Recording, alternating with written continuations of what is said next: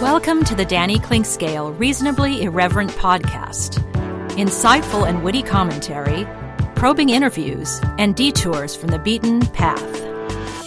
Welcome, all nonsensians. As the pickle juice is in the air, the smell of pickles is in the air, the sound of the tinkling glass indicates another edition of Thirsty Thursday Sense and Nonsense. We know you like it. I see the numbers. We have fun doing it. Joe and I are here. Somehow, I believe there'll be a pickle tasting at some point in this festival of delights. I don't know what Joe has up his sleeve this time around. I believe the last time we did a Sense and Nonsense, I think maybe 8% of it was sports.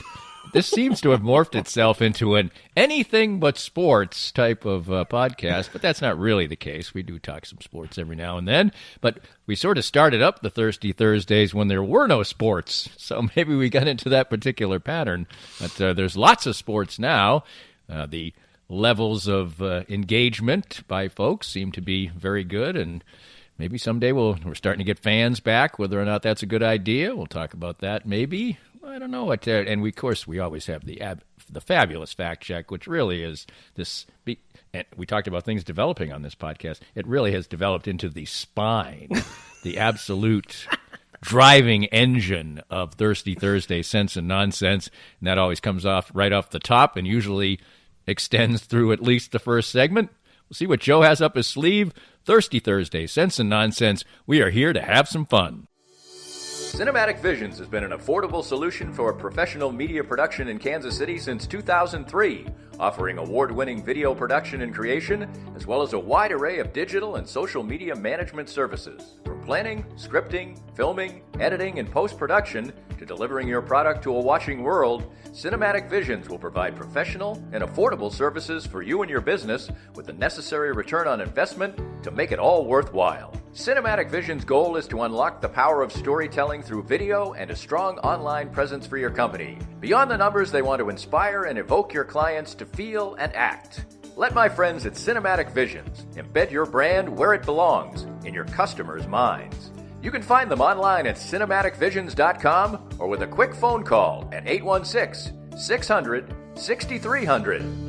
It's time now to get some great assistance on healthcare with Chad Beisel from no-nonsense-healthcareninja.com. And Chad, even your business's name would indicate that you have a real aggressive way and an important way to go after some health insurance for your clients. What I've found out in the industry is just a lot of people are really confused. They don't know what plans are good, what their plans offer, how they cover. And so I've just taken the approach of being really educated on what options are available to clients and showing them all the options that are available and making sure they understand them so they can pick and choose what options are good for them. And one thing that's really important, of course, is access to doctors and hospitals.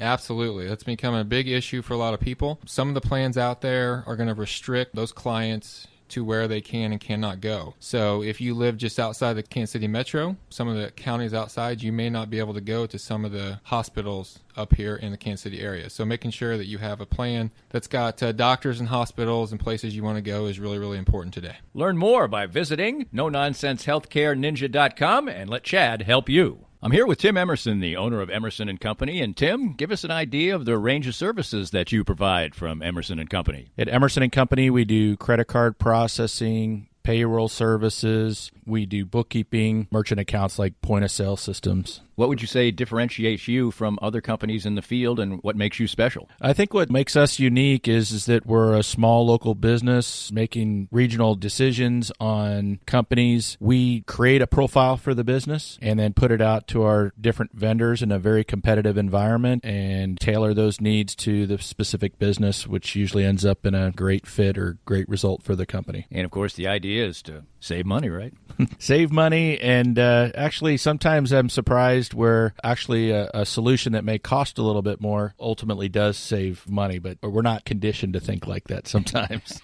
Emerson & Company. Check them out at emerson-co.com or call them at 816-360-9092. Firsthand, I have enjoyed the benefits of the CBD products from Canaway. My back feels better and better these days as a major part of my routine are the pain-relieving salve and the pure gold oil. And recently, I had the pleasure of a treatment session using the Canaway CBD in conjunction with the Microlight 830 cold laser.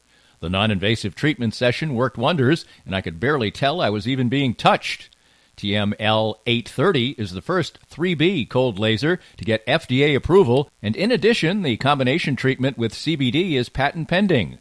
The new smart laser is the only hands-free cold laser in the world and is used by athletic trainers, chiropractors, MDs, physical therapists, and veterinarians everywhere. You can learn more about all the great benefits from the complete line of Canaway CBD products by contacting my friend Sherry McCants at 515-208-6312. That's 515-208-6312 to get outstanding information about Canaway. If you'd like to join these and other great sponsors and market your business to a growing and engaged audience, contact us at danny@dannyclinkscale.com. Look forward to hearing from you. All right, Danny, we're back. How are you, buddy? Oh, let's just move on. Whenever I'm doing this, it's great. All right. I mean, I am always great when we're doing Thirsty Thursdays. I always have a great time, and I know the people have a great time with it. So, well, that's at least 10% me and 90% the booze, I'm sure. So, so we're into the fact check here. We've got the first thing is Stroh's. We talked about cheap beer last time. Yeah. Stroh's being one of them. I tell you what, I did some research on Stroh's. Fascinating.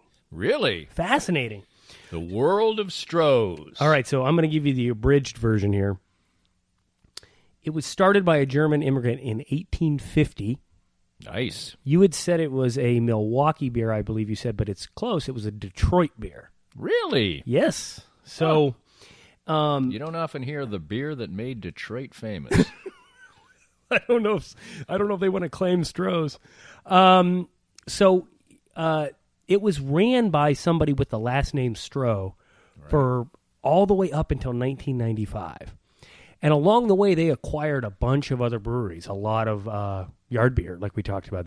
They bought Hams and some beers I didn't even know about, right? And they were sort of like trying to chase Anheuser-Busch, and they actually had Coors in their rearview mirror. So then a non-Stroh's took it over in 1995. I mean, a non-member of the Stroh family. Correct. Without the last name Stroh. And they started buying up even more breweries, one of which was whoever owned Colt 45. Whoa. And so they became the largest malt liquor brewery in the country, right? Well, they are based in Detroit. Well, I'm going to pass right over that. Right. So, anyway, but then they ran out of cash. And in 2000... That hurts. Yeah, in 2000 they sold half their brands, about half to Pabst. Right. And about half their brands to Miller, I guess it's Miller Coors now. Miller Coors, Yeah. So anyway, I found it very interesting how many beers they had. I mean, they had just look at the Wikipedia page. I didn't even write them all down. It's crazy. So let me, a little aside here. I think I've actually mentioned this before. I always am amused by when I pull up at a liquor store, and occasionally they will have a Colt 45 little banner. And Billy D. Williams is the spokesperson or the representative. I don't know. I've never seen an actual TV commercial, but anyway. And the slogan right now is, "It works every time." Now, no, it is not. I think. Is it really? Yes. And I think there's a couple messages here. First of all, malt liquor, it's a little more alcohol content. It's supposed a job to done. Get you rolling. But also, it's Billy D. And he's supposed to be kind of, the man. Smooth now, operator. I think Billy D's probably maybe even past his smooth operator days now, although there are pills for There's that. medication. Right. But anyway, it always gives me a giggle. It works every time. Like Billy D's like almost Bill Cosbying with the Colt. He's handing a lady a Colt 45, and there you go. He is on his way.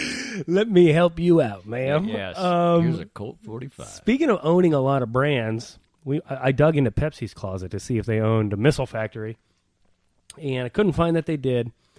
But they own about everything else. Yes, they own a bunch of brands, including Gatorade, Doritos, Lipton Tea, Ruffles, Quaker, like Quaker Oats, Tostitos. I know the chipped ones. I knew they owned the chipped ones. But the most interesting thing, okay, so in 1972, a picture surfaced of Khrushchev and Nixon both enjoying a Pepsi. And I believe this would have been the START Treaty, maybe? I don't remember which treaty it would have been in 72.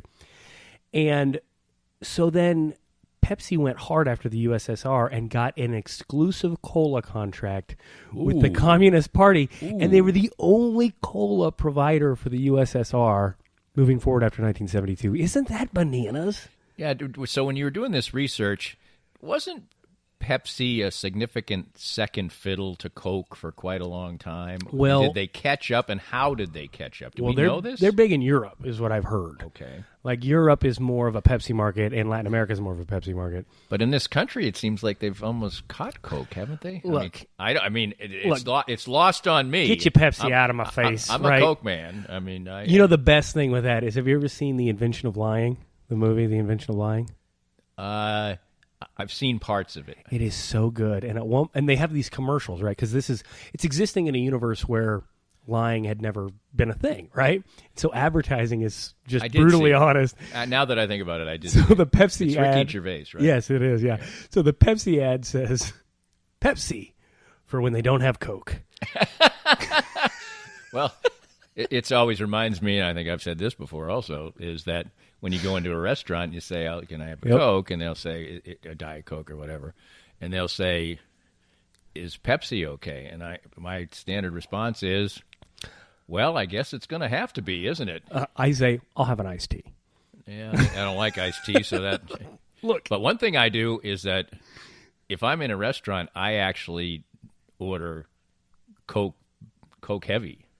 Oh, really? You're going Coke Well, heavy? because I found out, and in my experience, it's absolutely true, is that fountain Coke, they can't process it the way they can for a can, and so it's got old-timey cyclamate flavor. Oh, you think it's that different? Oh, yeah. Like when I order a Diet Coke, if I get a Diet Coke like at the movie theater or whatever, I stop doing it. I'm like, Coke Heavy doesn't have the problem for you. No, because it's not, they're not using whatever process they have to do to make it a diet drink. It's just the regular one, and I figure for one time, it's a little rich for me. When I drink a regular Coke, I really kind of can't believe that I used to drink regular Coke when I was young. Look, you can just get out of my face with anything that's got artificial sweetener in it. I can't stand it. Well, I know, but the artificial sweetener that they use for bottles and cans now, they can't use in carbonated. I'm tracking product. now. Okay. Yeah. So that's why it tastes like old-time Diet Coke. Okay. When it's in the fountain. To me, anyway. I mean, I read it one time. Maybe I'm wrong. Fact check time. But I'm telling you what, I can absolutely, if somebody poured Diet Coke from a can into a cup, and they served me one from a carbonated thing, I'd be able to tell the difference for sure. Well, we're going to do a pickle taste test here later. Right. I could do a Coke taste test in a heartbeat. I know. Coke and Pepsi is so easy. Well, no, I mean from different places. I give you a Quick Trip Coke, McDonald's Coke, Wendy's Coke. Like, I'll let you know. I can go, especially McDonald's Coke. It's like 6 cups of sugar. Really? More. Oh, it's so sweet. Yes. So do you drink Coke Heavy? I do, yeah. I don't drink a lot of soda, but when I do, I drink Coke Heavy. Well, if I am stuck in a domestic beer situation now, where I can't get a craft beer, and I'll go Bud Heavy. I will not go Bud Light. You mean America? Yeah, if I got to drink American beer, I'm going to go heavy, whatever it is. No, do you remember that a few years ago for 4th of July? They came out with Budweiser cans, and instead of Budweiser, it said America. No, I don't remember that. But so me and my friends, we all call it America. Throw me in America. Yeah, well owned by a German company. Yeah, that's right. That's right. Anyway, so Pepsi, the official cola of Soviet Russia. And the official cola of when you can't get a Coke. That's right, and apologetic waitresses everywhere. Right. So this is going to be the 4th straight installment with a Wilt fact check. So did you like the visual on Wilt that I did on the social media post last time? That was great. Well, I found a picture. If you didn't see the post, and of course you should, it goes out to 17,000 people. So it was when Wilt obviously scored his 20,000th point. Of course, eventually he would score many more points than that, and he's holding up a piece of paper that says 20,000 on it. And, of course, we had talked about Wilt's claims of his conquests, and so I thought that was a nice touch. I was so happy when I found that. That's visual. awesome. I don't know where you found that, but in the podcast, we talked about this came out in 1992, and you had said Wilt was probably like 45 years old at the time. You weren't as far off as I thought. I thought, oh, he's way old. He's 55 in 1992. So it's that 10 years off that you are around anything that's in the early 90s. I was there the day that Wilt returned to KU.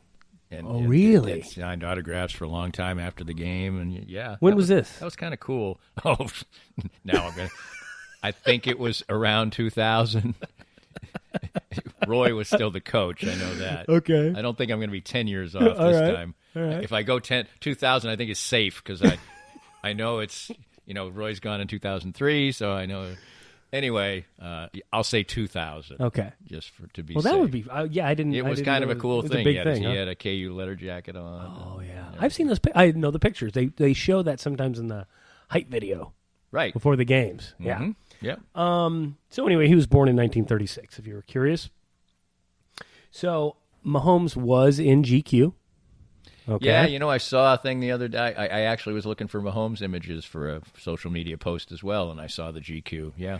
And the New Yorker wrote a post-Super Bowl article that was very Mahomes heavy. So I don't know if that counts, but to me... New Yorker and GQ are different kinds of They magazines. are, indeed. Yeah. I didn't mean to put them in the same bucket, No. but he has been in the New Yorker. So I tried to look up South Dakota gambling laws to try to go after your dollar blackjack. Actually, it was North Dakota Oh, that could be the problem then. because it was Fargo. Oh, don't you know there, don't And you know Fargo now. was in North In Dakota. Fargo there.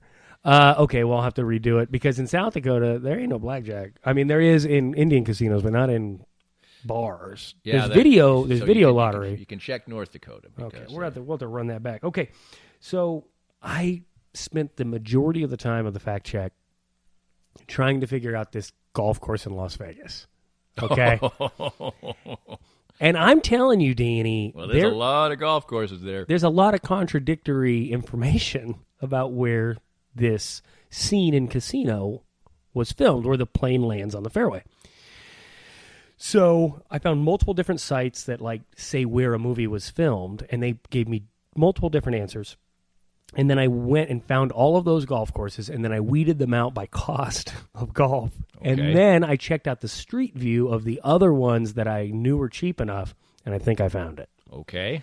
Maybe it will ring a bell. I believe it's the Las Vegas Golf Club. Definitely not the place I played. Really? Because I would have remembered if it was called something as sort of plain and iconic as Las Vegas. Really? It was, Cottonwood Valley or some dumb thing like that. okay. It wasn't that, but it was wasn't it? The one I played was in kind of a sketch neighborhood. That's this. And And when you pulled in, there was the other thing I remembered is I have a spatial memory.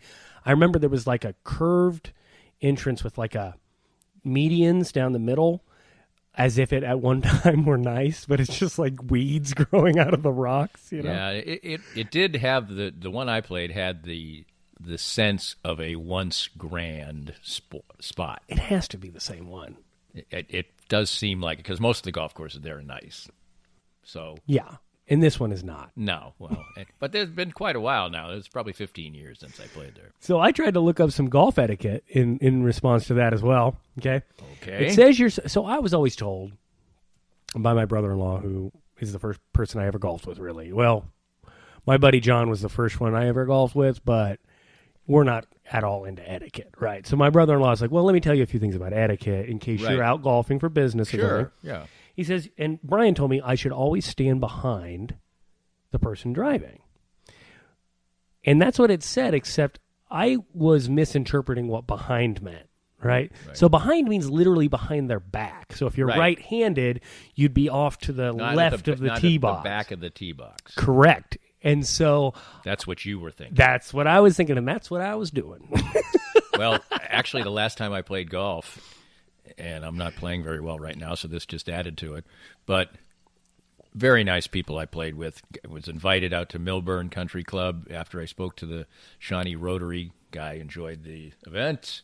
Called, got my card. Says, hey, you want to come play Millburn? It's my favorite course in the city. Director of Free Services, Danny Klingscale, right, says right. no problem. So I go and we are playing a match, but it's for minor stakes, whatever.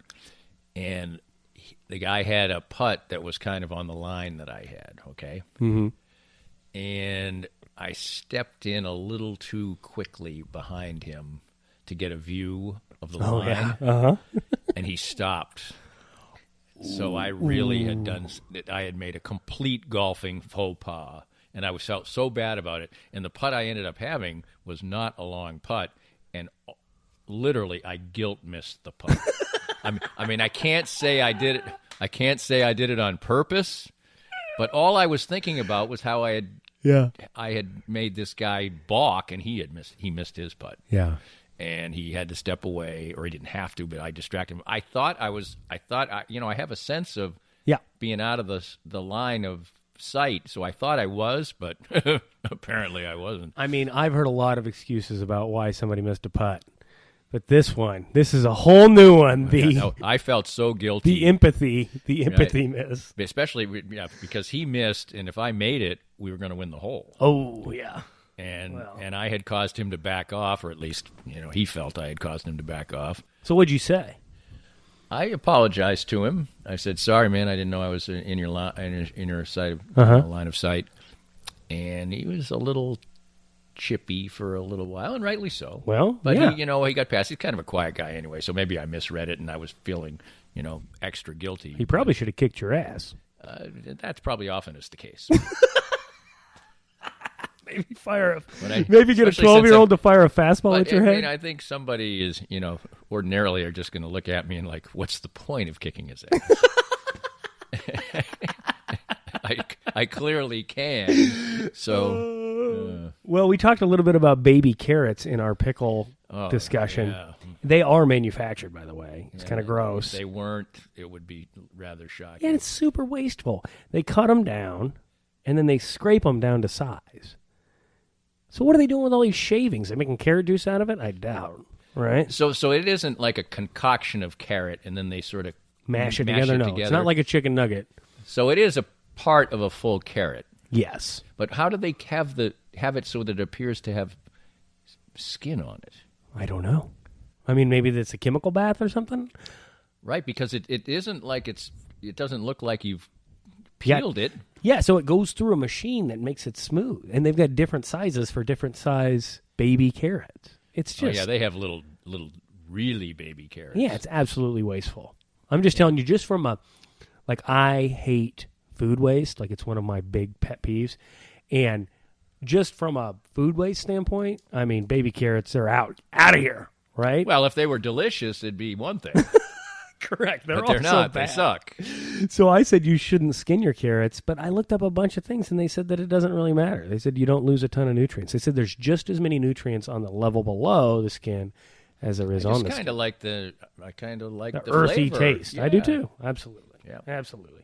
So last but not least, certainly not least, we kept calling, or at least I kept calling, shrimp skin. Yeah, I didn't feel comfortable doing it I could tell time. You didn't like it. No. I mean, I didn't feel like I couldn't think of the phrase either. Yeah, I couldn't either, and it was killing me. What is it? It's shell. Of course. What a couple of chuckleheads. So there were people screaming at their phones like, it's a shrimp shell, you dumbasses. Right. And rightly so. And they say that they are proven to lower cholesterol and help your joints if you eat the shell. I am not in any way averse to eating the shell. I know. That's crazy. But like I said, a lot of times shrimp will be prepared, but you said you wouldn't do this. I wouldn't do that to you, Danny. But all the spices, the tasty spices are on the shell.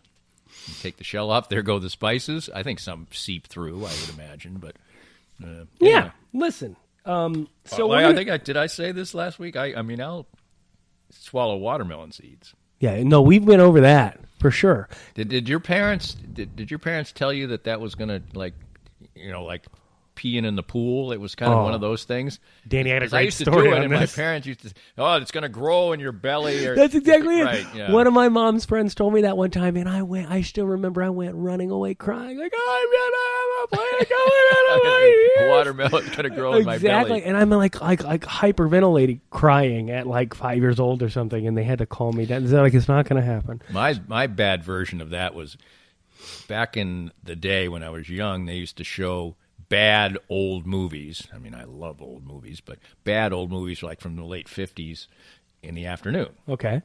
And so they went through, they did little themes, I guess. And anyway, there was a short-lived genre of movies based on the fact that insects would grow to gigantic sizes because of circumstance. Oh yeah, I remember these movies. And Yeah, I for sure. hated these movies. But Well, you don't usually, like science fiction. But usually, what the premise was is that the regular insect would go down the drain or the toilet, and then somehow it would, grow to monumental sizes there. Just terrified me. I still can remember vividly right now a giant grasshopper climbing up the side of a skyscraper. Uh-huh. And just terrifying. It's so weird sometimes the things that we have in common. When I was a little kid, I wasn't ever afraid of ghosts or monsters under my bed or anything like that. I was afraid there was an ant the size of a Volkswagen that was going to come crawling down the hall. Well, From those movies, I know. Because they used to put them on in the afternoon. They were called the Rolex Windows afternoon movie, right? And so there'd be Rolex infomercials in the middle of them. So we're going to do a pickle taste test here later, Danny. Wow. And, I looked up fried pickles, too, and it is a Southern food, but not necessarily a Cajun food. But we're not going to try fried pickles. We're going to try 5 varieties of different sized and different you brands. had the good taste not to get any sweet pickles, did you? No, I almost threw like a bread and butter in there just to see your face, but I didn't do it. Well, I've been other directed here before we did this. So I had the instructions for you to go get a pickle, but I didn't get to do it. But I did make a gas stop at Quick Trip on the way, and I almost put some pickled chips in a. But here, should I save my latest pickle? No, I'll forget. So I'll just my latest pickle story. We had my wife and I had a wonderful weekend going to Nebraska City, and spent the weekend there a couple nights. A couple weeks ago, we had spent one night, so we're really branching out now. Anyway, the last afternoon, we had gone for an incredibly long hike, and we were just starving to death, and we got this recommendation to go to this place just outside the Bundsey State Park in Iowa, in Hamburg, Iowa, which is just across the Nebraska border. So anyway, we go to the restaurant, bunch of bikers there. Nice. It was a pretty new facility, clearly, that they, I think, built. It's near the interstate, near I-29, which we ended up taking because of this circumstance. Anyway, we go there, and these people are raving about it. They say, you're going to love it. We're going in, whatever. We sit down. We ended up leaving. We never got our food. We ordered, and a group of bikers came in, nice guys, having a very animated and fun conversation next to us, probably came in 15 minutes after us. They had finished eating, and we still didn't have our food. I don't know what happened.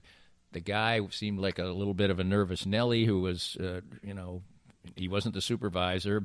He said, I checked on your food. It's coming out in a few minutes. That was after these guys had already been done. I don't even think he went back and told them. Anyway, we were there for an hour. Oh. And we never got the food, and finally we just had to up and leave. So anyway, we got it. Now you're cranky. And also we got a 3-hour drive ahead of us. Oh. So it would have been fine if we had a nice lunch. We had nice little meals. We were excited about it. So now we're down to, okay, we're going to take I-29, which we weren't going to do. Because we got to find some grub. But right before we got on, we went to the convenience store. Actually, I had to get gas. I said, you can go to Subway because I got time. I don't want to take the time. Turned out the Subway was within the convenience store. But anyway, I ended up getting 2 convenience store egg rolls. Oh, off the roller? No, they were behind the counter. Okay. And they were okay. But they have a product now that pickle chips thick ones, pretty good, Uh-huh. come in a bag. Like, or, And they're real and actual they're- pickles. Yeah, they're real actual pickles. And they're pretty damn good. I've had them about 3 times now. Really? And I forget what the name is. Are they in juice? A little bit, just enough so that it's not a mess. Like we're driving Oh. now, we're driving. You can actually reach into the bag, pick it out, and it's not like dripping. This is genius. I thought so too, and I've had those 3 times now, and I can recommend them. If you see them, they're in a kind of a greenish bag, maybe dill. It's got some name that I forget, but I've only seen him once. Some great buzz marketing you're doing here. We had talked about the fact that getting the big pickle in a bag stinks because it's first of all it's a mess to eat and mushy. it's also too much pickle. There's too much meat in the pickle. Right. It's too but much anyway, pickle. the ones Sounds like in my the honeymoon. bag that looks sort of like a vacuum bag, they are real pickles, and they aren't in too much. They're in just enough brine to keep them moist, and they're a good treat with a sandwich or, Interesting. in this case, convenience store egg rolls, which weren't terrible. You know people hate the word moist, right? Yeah, well, they should. I mean, it just sounds creepy, and it sounds like we're about to, watch a porno film, doesn't it? When you say moist, the only thing moist is good for is like cake. If you want to say the cake is moist, that's good. Because what other word that are you resonates using? well? It even says it on the box half the time. Well, of course it does. Right? I was, you know what else is good that's dill pickle flavored is sunflower seeds. But you wouldn't know that because I think I picked up that you don't eat sunflower I seeds. do Is not. that true? I do not. It seems like a. See, I played baseball. It seems like a weird. Well, I'm old enough that when I played baseball, nobody's spit or chewed sunflower seeds. No. Bubble gum. It was just bubble gum. Really? Yeah, it was bubble gum. Interesting. Yep. We chewed bubble gum. Many a weekend watching my kids play soccer has been spent with a bag of dill pickle sunflower seeds, right? But I always, through you it. got to explain this to me, and this would be a good way to wrap up because we got to do our pickle tasting. Yeah, that sounds good. They're smelling good. But it just looks like an odd enterprise because you don't really eat them. I mean, what do you eat? You eat the seed in the middle. Right, but that's not much food. No, but I mean, it's not about the sustenance, although it's enough to tide you over if you're starving. Then it does seem like a... So it's a cross between like an oral fixation, like something to do, right? Along And with so salt. Isn't it a developed skill to like get the little nut out of the seed? I guess if it is, then I'm a GD expert, okay? Because I can fly through a bag of sunflower seeds in no time. But do you end up eating any of the shell? Never, not me. No, I mean it's a crack.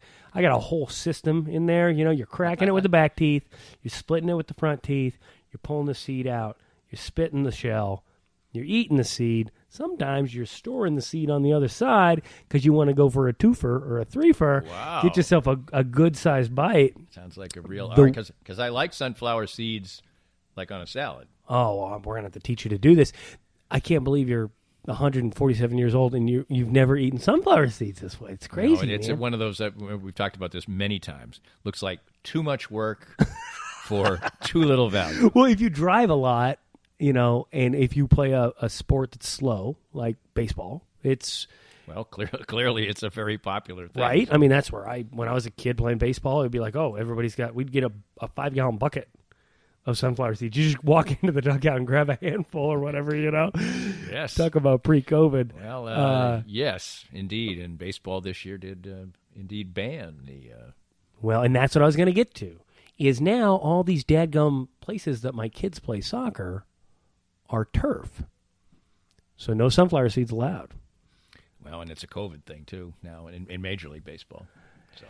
Yeah, dude, it's, I'm walking up with my bag of sunflower seeds, ready for a night under the lights. Friday night may or may not have a to-go cup with me.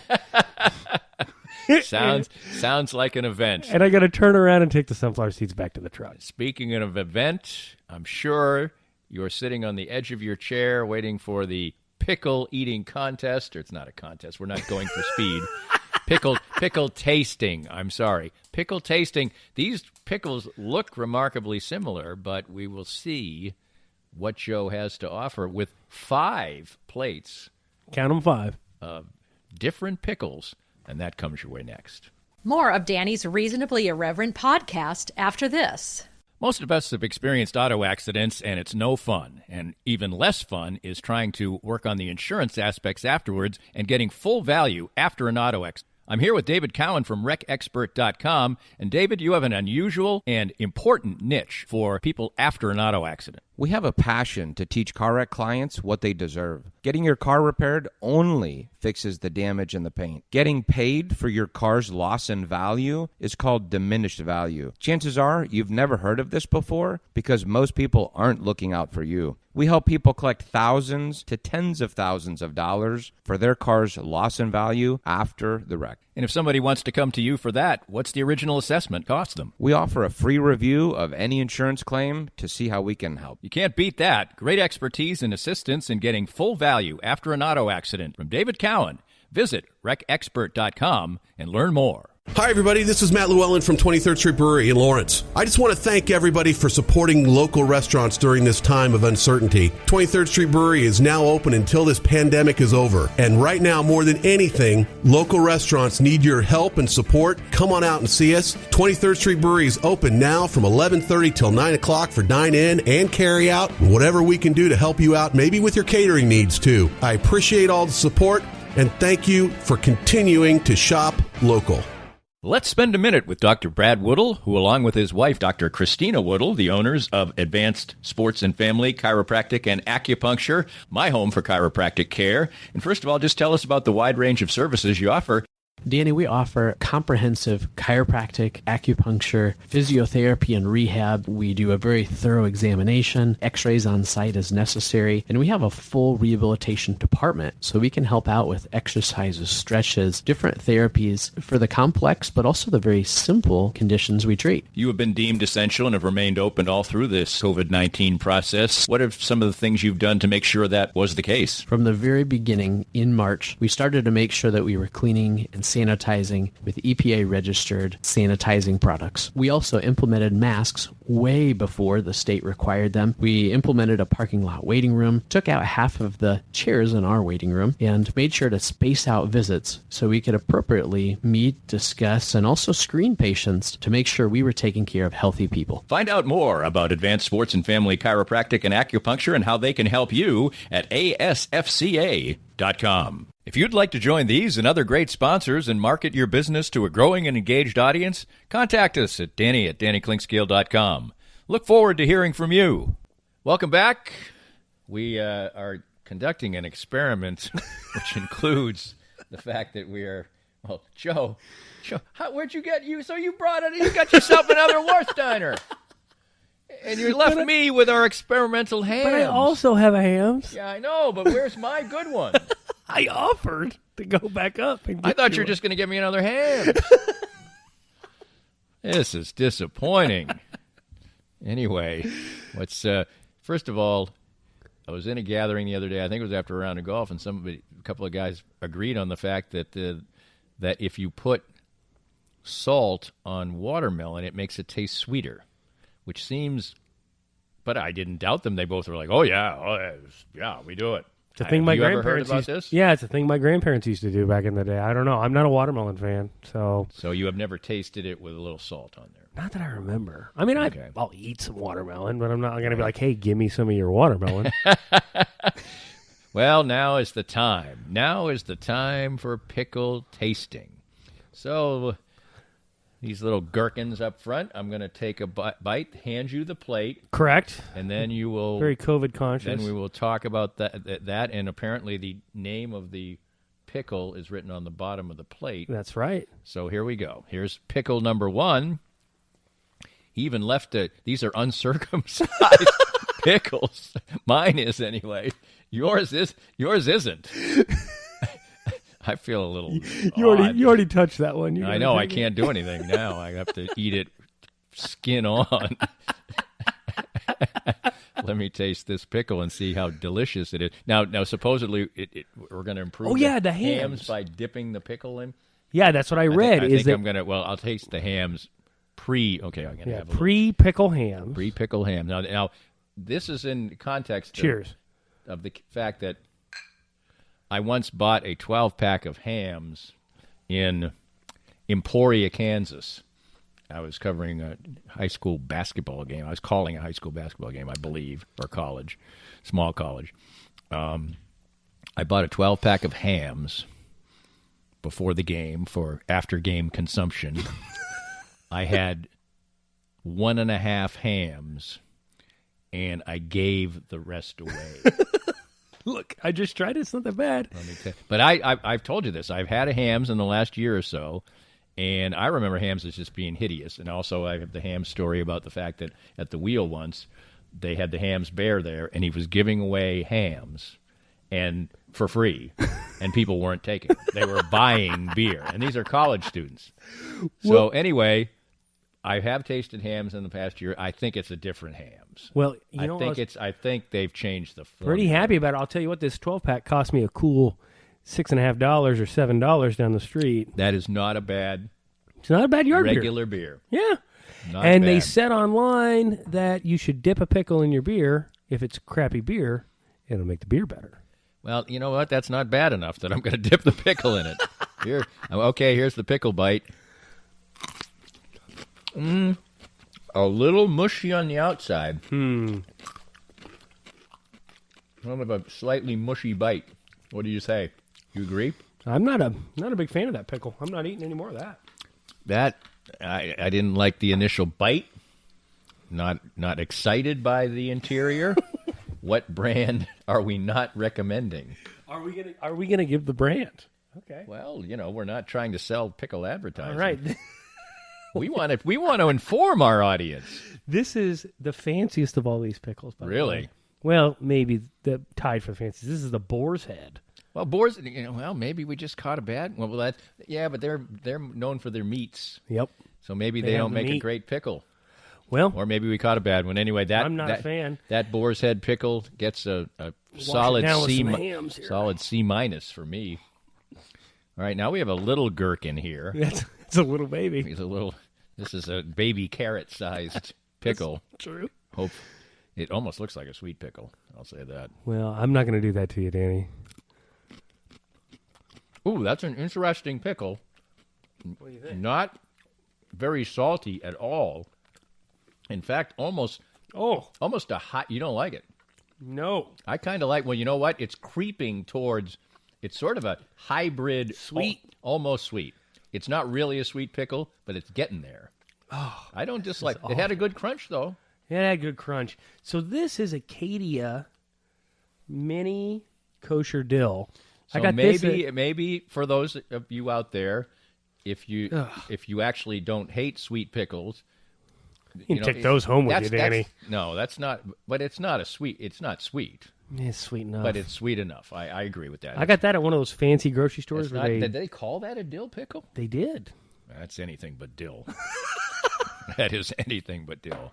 Oops. That one gets a D. I'm going to give it a little high. I'm going to give it. I like it better than the first one. First one, I'll give a solid C. That's a D. That had a good crunch. Now we got another full size here. Okay. What?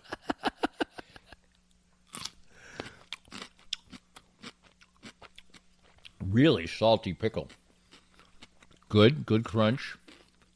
Oh, no, see, that's a good pickle. It's a good pickle. It's almost. Oh yeah, that's why I like it. That's a really salty pickle. It's my favorite pickles right there, buddy. That's a Clausen. Really? Clausen kosher dill, full size. Because the Clausens I usually see are the ones that are the real big ones, but that are sliced. Well, these are refrigerated at your local hen house, by the way, which is... Maybe I like the other version of Clausen's because it sort of maybe the skin creates the extra saltiness. Maybe, but because I like that's Clausen too salty for you. It wasn't off-putting. Well, have a sip of ham. No, it was good. It was good, but I'm just warning our audience. It'll make you thirsty. That that is a salty pickle. It's a way to have more hams. We may have to stop this segment we've done this before for a beer because these pickles are causing me to drink. more we hams than I really want. So we figured it out, man. That's the deal. It's pickles and beer. It's a good thing. I think it's a really good pairing. I've never had it. All right, we've got another It's a mini. semi-mini, not the small as the one that Joe hated and I somewhat liked. What are you going to give that last pickle? You're going to give that last pickle a C? No, that's a good B. It's a B? Okay. Oh yeah, Good deal. I mean it's just a warning. It's very salty pickle. Got it. Sounds like This is kind of the opposite. It's Really? not a salty pickle. That's a good pickle. I like that one. oh, is this our That might- favorite so far? What do you give this one? Maybe I'm going maybe A- on this one. You know what this pickle is? This is the pickle I told you last time's my favorite. Oh, You said maybe I got a good little one. There you go, buddy. That is a Clausen kosher baby or mini dill. so you got two Clausens. I did just to try So to the trick Clausen you. mini dill. Well, that's my favorite one so far. Amazing. We got one more left. This one is the fanciest. Okay. Well, you don't need to. Oh, am I Oh, these poisoning are the two pill? giantly different. Sizes.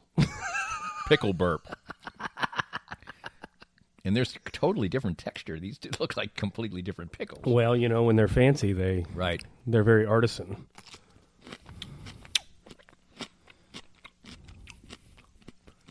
A unique pickle. Salty, a little bit of a different flavor. Yeah, I tried this earlier Oh, you did. because I'd never had them. Ugh, What's that? they're terrible. These are Bubby's kosher dills. These come from Natural Grocers, which is a great place. But I'll tell you what. So what's what would you decide? We both unanimously agree on the Clausen baby. No, it's a Clausen mini gherkin. Mini Clausen minis. Clausen minis. That's That it. was good. I enjoyed that. That was maybe the lamest segment in the history of the podcast, I but don't think we got so. to the bottom of it. I think And you know what we found out? what? Pickles and beer is a good thing. It's a great thing, man. Well, it's a great thing, especially if you want to drink more beer, because Well, speaking of drinking more beer, who's got two thumbs and is going to see the Chiefs raise the flag for the championship? you are This guy. I didn't think that you were. I thought that you didn't think you were going to qualify for said event. I didn't. So I'm a season ticket holder, but I haven't been for that long. And I emailed my season ticket guy, and I'm like, what's the story? And thank goodness I did, because he's like, oh, Monday, 10 a.m., that's when they open up for you. Well, So? is part of this the fact that maybe even though you're down the food chain a little bit, perhaps, a lot of people have been balking at the price. I think it's a couple things. I think it's one price. Excuse me, pickle burp. So I do have lower level tickets. Okay, so I'm Right. kind of bougie in that way. So I think I got put in line in front of Upper Tank. Right. Like $300 tickets. What's face?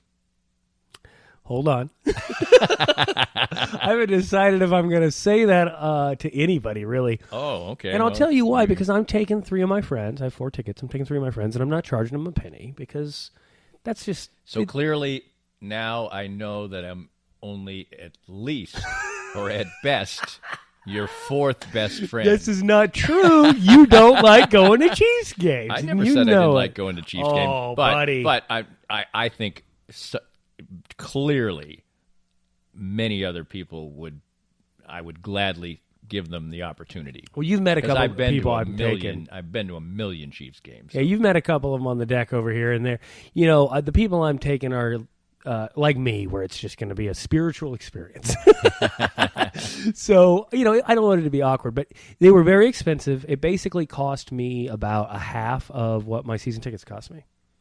Really? Mm-hmm. Now, is that what the price is going to be for all games? I don't know. I or- declined all the rest of them.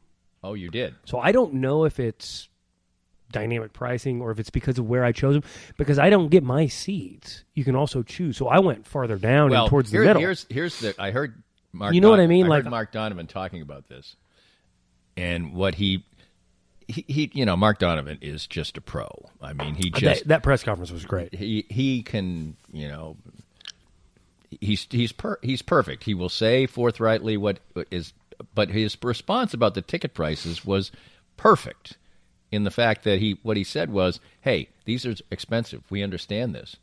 But it's what the secondary market is generating for the face value price of tickets. Because what he said was that anyone like you could turn around and sell that ticket and make Triple, probably. I checked it. Right. So while it is an onerous price, it's not a price that this is what the secondary market has done to the regular price ticket market. I could not agree more with concerts and everything else. Right. It's yes, secondary market has done it. We've seen you see it. Artists, and I haven't heard athletes do this, but a lot of artists have tried to, push back against Ticketmaster v. Pearl Jam in the 90s.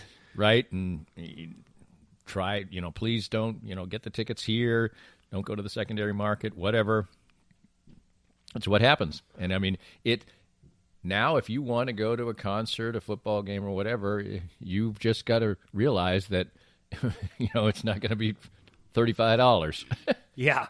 So, okay, I got a funny story about the secondary market. I had season tickets to the Royals when they went to both years, but the Game 7 they lost to Bumgarner, right? 2014.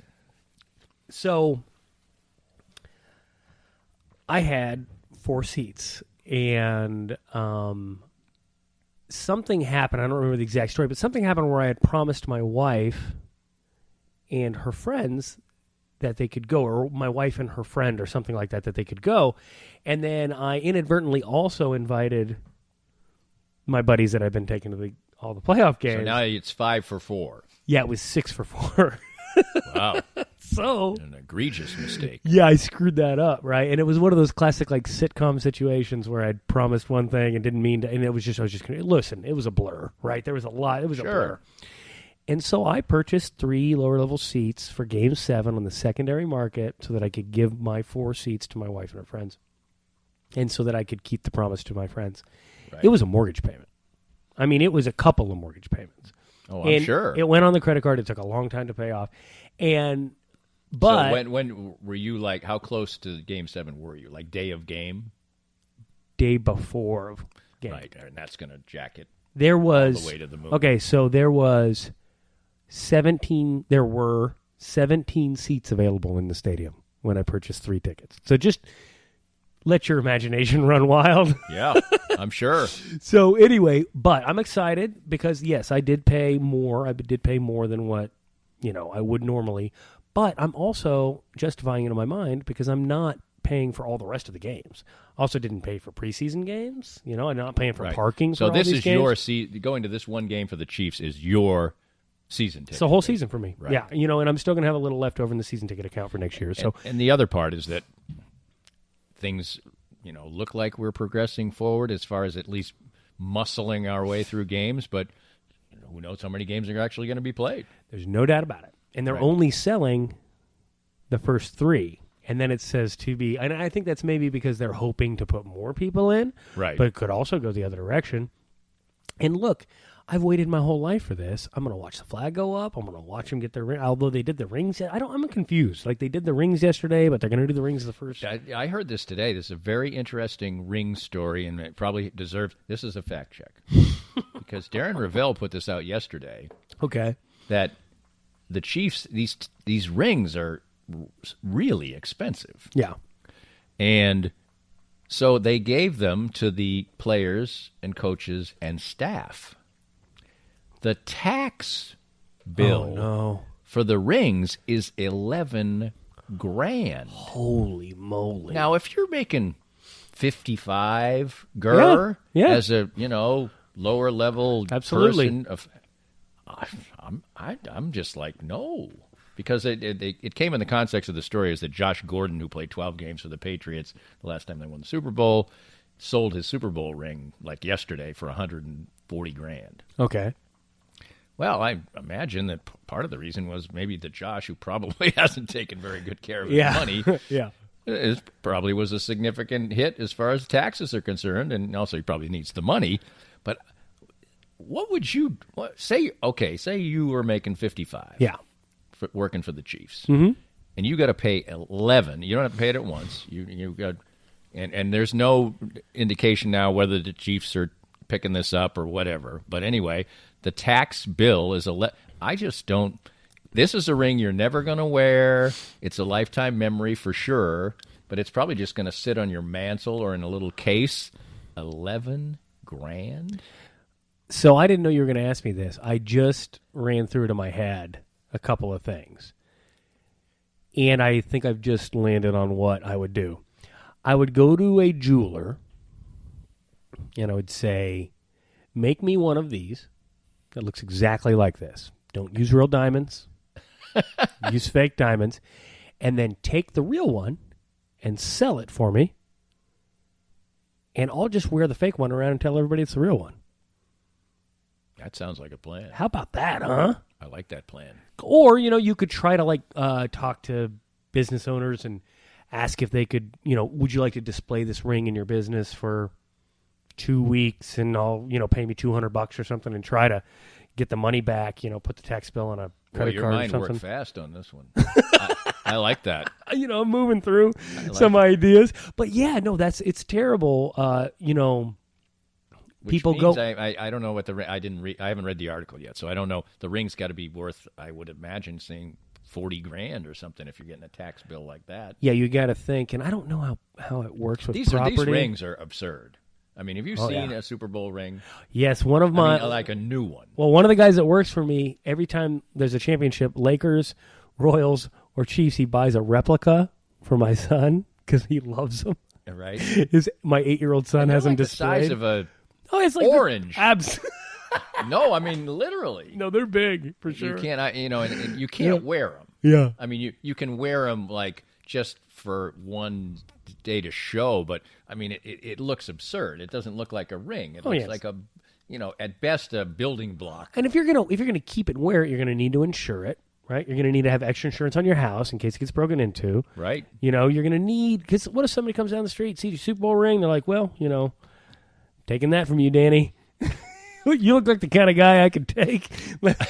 as we established at the outset, which is probably a good way to wind things up, as Joe will hear the tale of opening night on our next edition of Thirsty Thursdays. I don't know if we'll be doing a tasting session. We always taste something on this particular event. And today, we wrap it up as we each get the backwash of a Hams. Oh, yeah. Salute. Salute. This podcast was made possible by our great sponsors. We hope you enjoyed the latest Danny Kling Scale Reasonably Irreverent podcast. Come back soon for something fresh and new.